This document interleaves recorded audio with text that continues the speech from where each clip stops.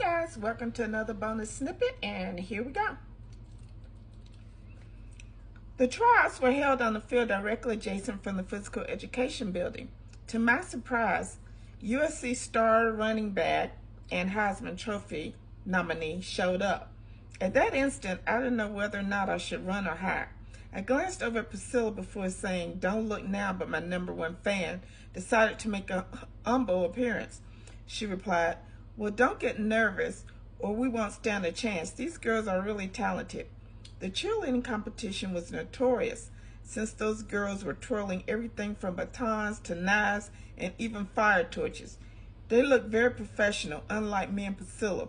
We didn't even wear one of those nicely fitted sequin uniforms lined with rhinestones. Not to mention, I hadn't twirled a baton in the last 10 years. Thank you guys for listening. Have a great day.